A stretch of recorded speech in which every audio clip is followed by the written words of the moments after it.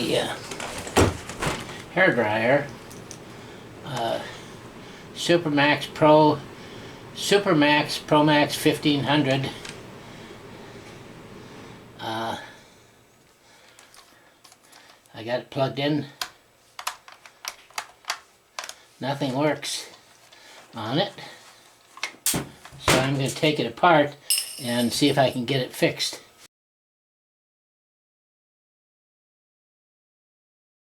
Started this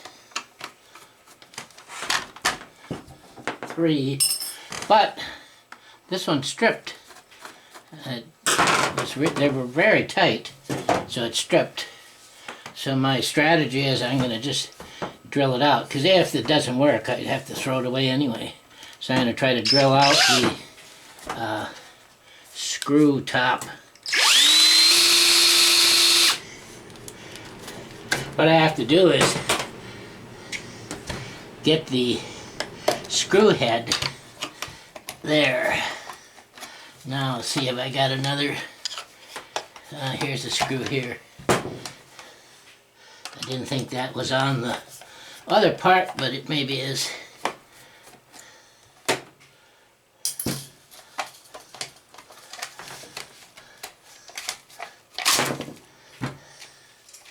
So we look at the heater coils.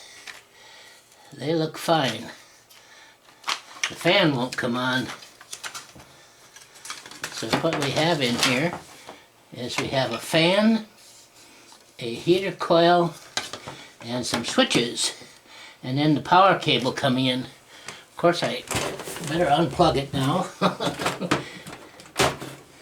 I need to really test the power in, but first I just look and see if there's something obviously burned out. There's a resistor on this hot, cold, and this is, what were the choices? Let's see, it says on the back, maybe it says it here, on, off, nope. Cold, blue, cold, warm, very hot. So it's a matter of both switches being in different positions. Up all the way is cold and down is hot. So what we're looking for is there some place where the wire, sometimes it breaks right in there. So our first test would be with it plugged in with a meter. Are we getting electricity in the 2 leads in? There doesn't seem to be anything burned. Fan motor will get oiled, but it seems to be okay.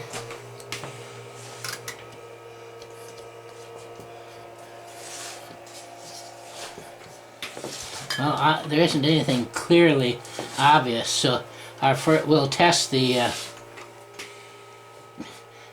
Sometimes in these bends here, it gets broken off, but that's pretty heavy wire, so it doesn't look like it should be. So let's get our meter, put it on AC, and test. Plug it back in, and then test between those. We'll put the heater out on the metal table, so if it does heat up. We've got a meter, we'll set it to AC at 250 volts or 50, so we should get 120. So if I put it 250, should get about a half of a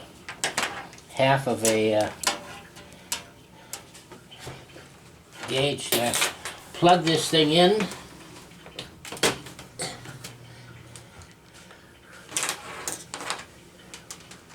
So the electricity in is on this one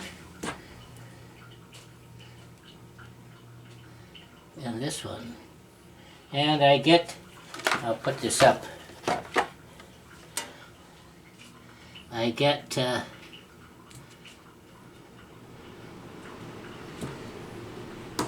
Yep, 110 or 120 volts.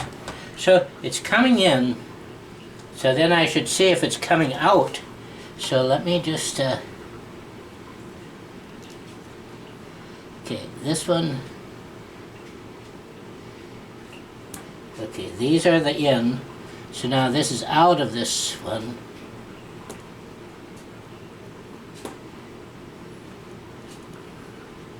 Nothing. So let's flip the switch.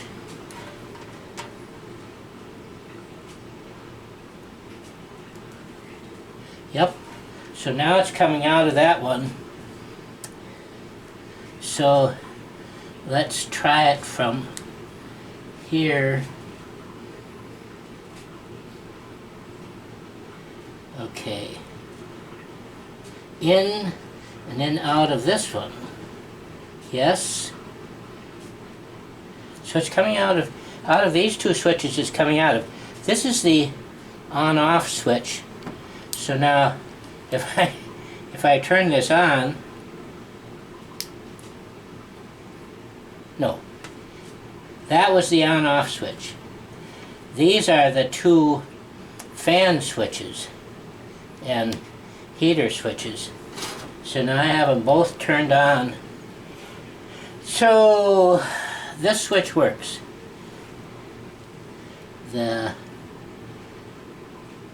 Okay. So let's see if anything comes out of this one. Yes. This one. Yes. This one and this. Yes. Out of this switch seems to be working. So let's try this one. Yes. Yes. Interesting.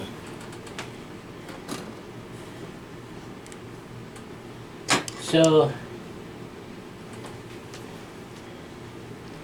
I'm getting electricity out of all of my switches. So let's see then where it comes into here.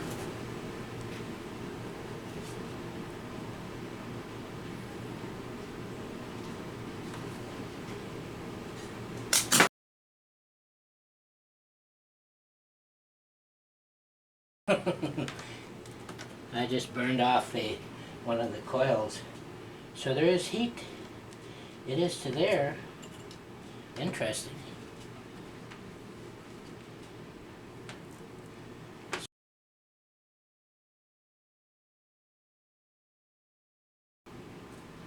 There is some electronics in it.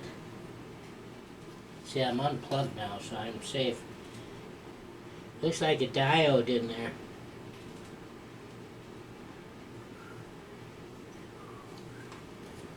So it's getting juice to it, but it's not heating.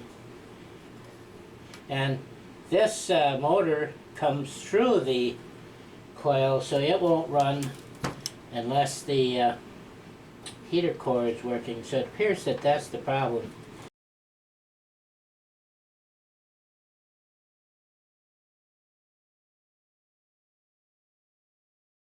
There's another possibility.